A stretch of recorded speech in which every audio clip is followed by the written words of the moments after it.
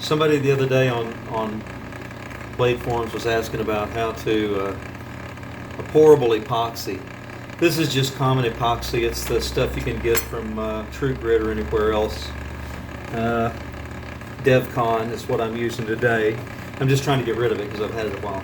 But you know, it's very thick, and somebody wanted to know how you, or if you could make this pourable. The answer is, of course. Give it a good stir here.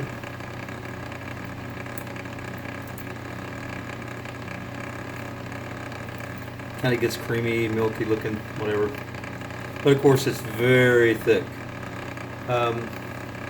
Until you warm it up. And then it just magically does something new. So I'm going to get a piece of,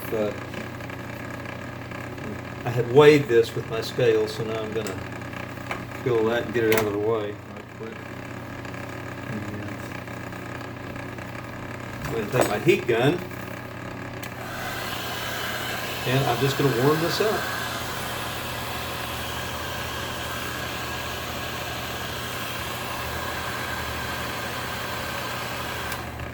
Roll it around a little bit.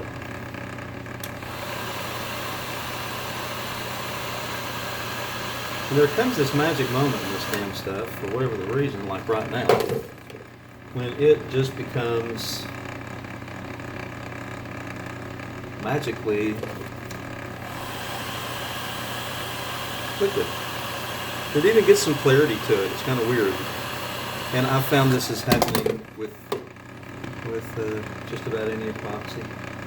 So, with it like that, I can now take this piece, pull my guard and my little hand piece off there, and I'm just going to pour it in. And it just pours right on in. It's magic. And now it's completely full. It'll make a mess, of course, when I stick this in there, but well, I gotta do two things at once. I'm gonna go ahead and coat this blade, or rather the tang, so I get absolute contact.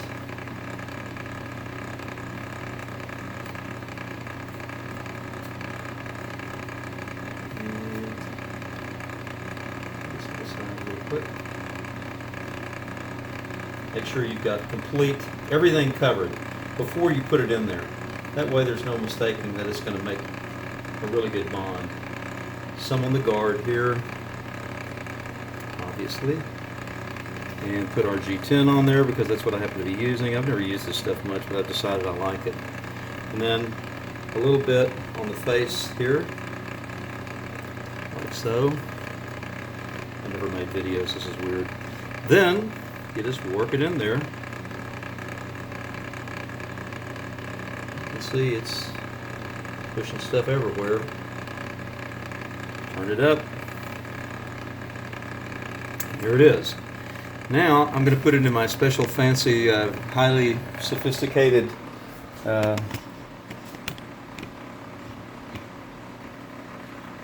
press. It's made out of an old car spring. You can see it there. And I'm going to drop this in here. Well, first I'll wipe a little of that off of there. Just a little on the guard side, on the face. Just a little off. Like that. Without trash. I drop this in like so. And I've got it facing this way so I can get it lined up in a moment. Okay, and you can see my two kooky bolts up here and what I've done to put that on there. And I fashioned myself some little fixtures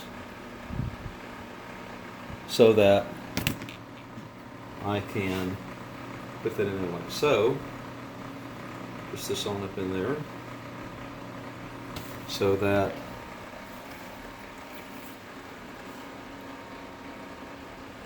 where in the hell is the camera?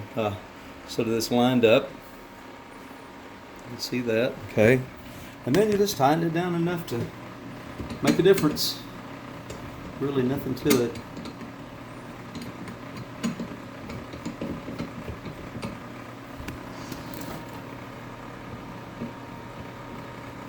And doing it this way, I've seen people use rubber bands and all kinds of stuff over the top of it, but this gives you a little control from front to rear about getting this down on things. And of course, I also can adjust, this in my guard, and get a real nice hard press, and then I use a little wrench and just tighten a little bit.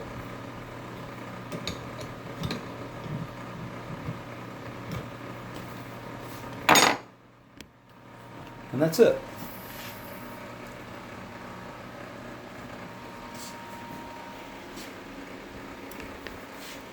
This is, whoop. I'm having a real hard time with the, oh. Anyway, you get the picture, right? Oh, there it is. I'm sorry. Anyway, there's what that looks like.